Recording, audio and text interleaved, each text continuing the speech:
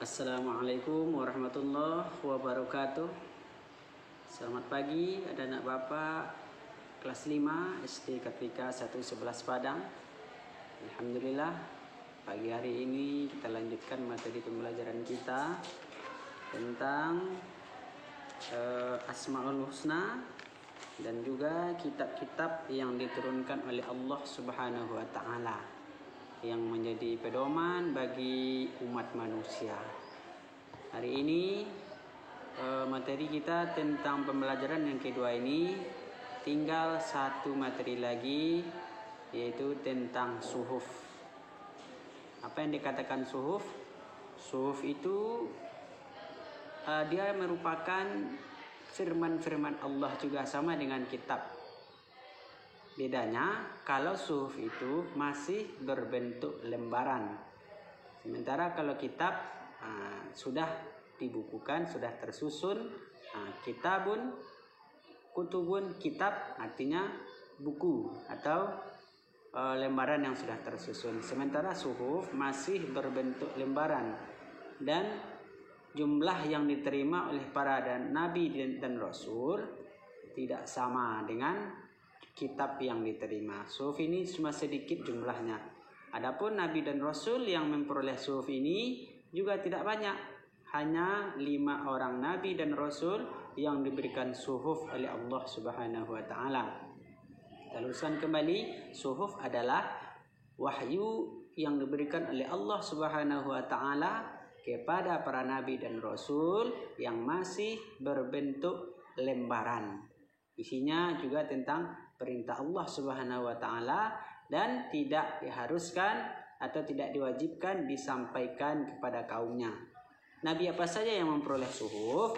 Yang pertama, nabi yang diberikan suhuf oleh Allah, Nabi Adam. Nabi Adam diberikan suhuf oleh Allah sebanyak 10 suhuf. Yang kedua, Nabi Sis. Nabi Sis ini anak dari Nabi Adam. Dia tidak termasuk ke dalam 25 nabi dan rasul yang wajib kita imani. Bapak luruskan terlebih dahulu, jumlah nabi yang diutus seluruhnya oleh Allah Subhanahu wa taala sebanyak 124.000 nabi. Jadi jumlah nabi yang diutus oleh Allah sebanyak 124.000 nabi. Banyak ternyata ya. Dari 124.000 nabi ini yang diangkat menjadi rasul sebanyak 312 orang nabi dan rasul. Jadi nabi belum tentu rasul. Rasul pasti dari golongan para nabi. Pak luruskan lagi, jumlah nabi yang diutus oleh Allah sebanyak 124.000 orang. Dari 124.000 ini diangkat menjadi rasul sebanyak 312. Ada juga sebagian pendapat 313. Jadi ada yang 313, ada yang 312. Dari yang 312 ini atau 313 ini yang wajib kita imani sebanyak 25 orang nabi dan rasul. Dari 312 ini yang wajib kita imani sebanyak 25 orang nabi dan rasul. Dari 25 orang nabi dan rasul ini dipilih lagi, diseleksi lagi. Terpilihlah menjadi 5 orang. Namanya nabi dan rasul ulul azmi. Apa itu rasul, nabi dan rasul ulul azmi? Yaitu nabi dan rasul yang memiliki ketabahan dan kesabaran yang luar biasa. Jadi luar biasa ya 5 orang ini. Bukan berarti nabi dan rasul yang lain tidak sabar, bukan berarti tidak tabah, tetapi yang 5 orang ini sangat luar biasa kesabaran dan ketabahannya. Kemudian dari yang 5 orang ini diseleksi lagi, dipilih lagi. Terpilihlah 1 orang, Nabi Muhammad Sallallahu Alaihi Wasallam, yang merupakan kekasih Allah, Habibullah.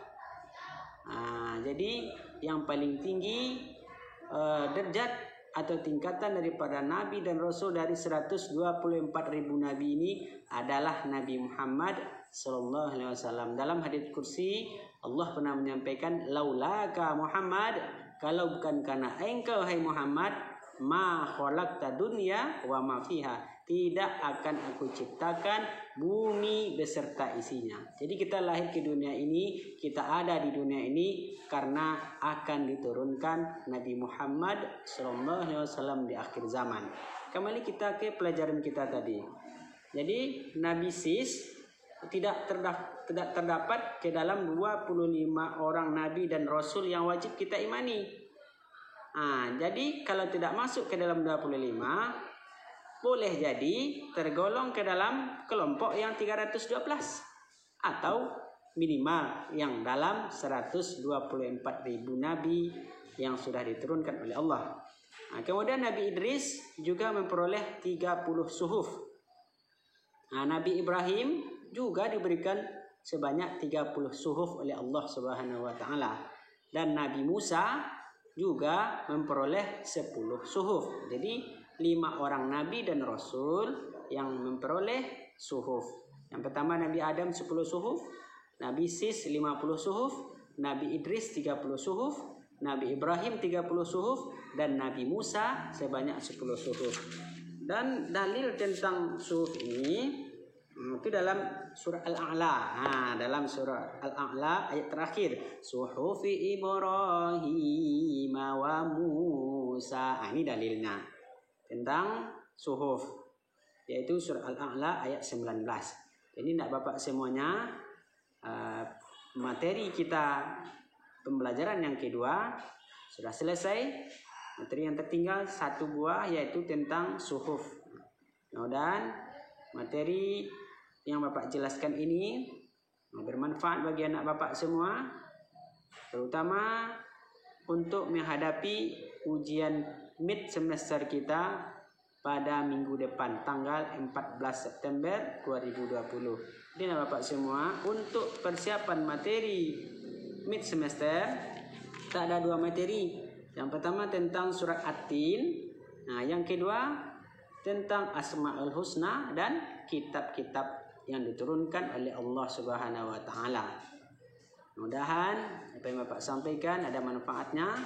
Billahi taufik wal hidayah. Assalamualaikum warahmatullahi wabarakatuh.